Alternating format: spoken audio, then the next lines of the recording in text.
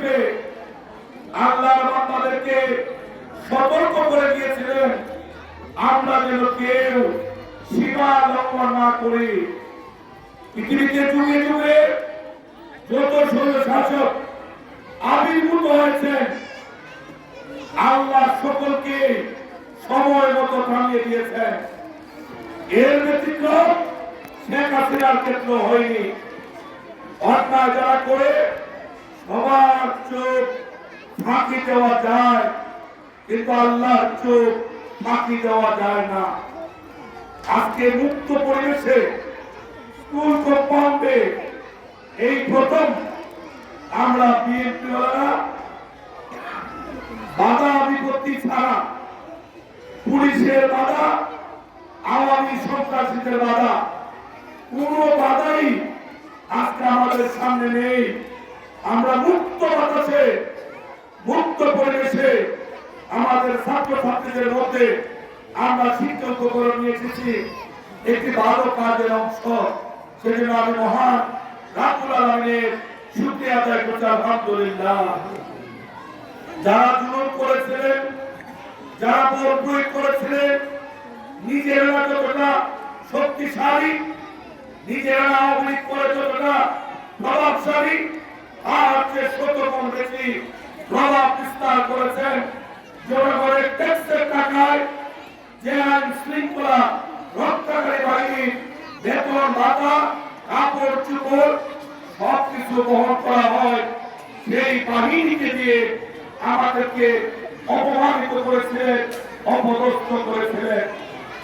আজকে সবাই ঘুরে দাঁড়িয়েছে, যারা আমাদেরকে অপমান করেছিলেন আজকে আপনারা বাড়ি করে যাচ্ছেন না। যে পুলিশকে দিয়ে আপনারা আমাদেরকে বেজ্জত করিয়েছিলেন সেই পুলিশ আজকে আপনাদের কোমরে রশি বেঁধে হ্যান্ডকাপ পরিয়ে, পুলিশের হেলমেট বুলেট প্রুফ জ্যাকেট পরিয়ে আজকে কোর্টের বারান্দায় বারান্দায় টেনে হিসেবে আপনাদের অপকর্মের জন্য আপনাদেরকে নিয়ে যাচ্ছে। এটাই হচ্ছে বাস্তবতা।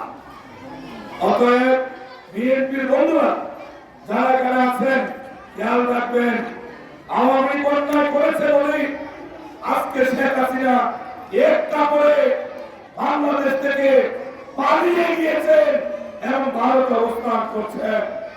এর আগে বাংলাদেশের ইতিহাসে অনেক আন্দোলন হয়েছে, অনেক সৈন্য শাসকের পতন হয়েছে। শেখ হাসিনা ছাড়া বাংলাদেশ থেকে কেউ পালিয়ে যায়নি।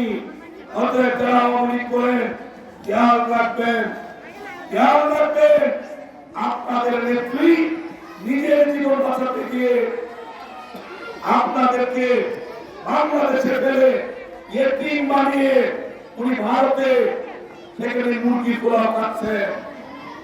আমরা মাঠে ছিলাম, মাঠে আছি, কিন্তু আপনাদের মতো প্রতীক্ষা পরায়ণ নই করে আজকে আওয়ামী লীগের লোকজন ব্যবসা বাণিজ্য করছেন, বাড়ি করে আছেন। আমরা কিন্তু কারোর সাথে ন্যূনতম দুর্ব্যবহার করছি না, কারণ আমাদের ভিতরে আল্লাহর ভয় ছিল এবং আল্লাহর ভয় আছে।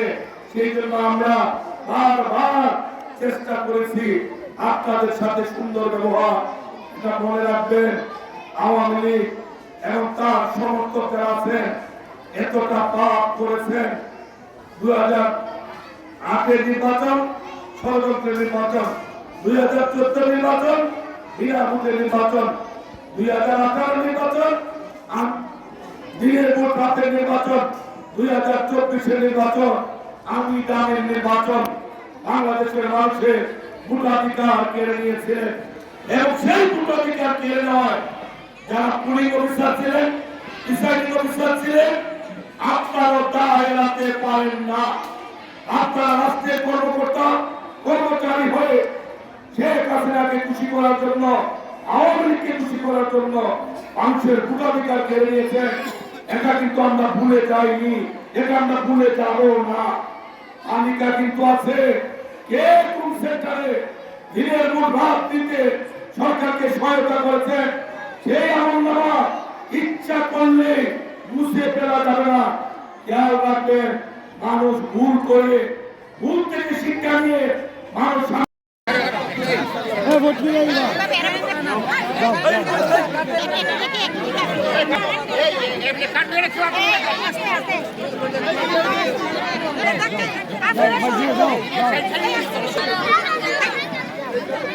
দাঁড়ান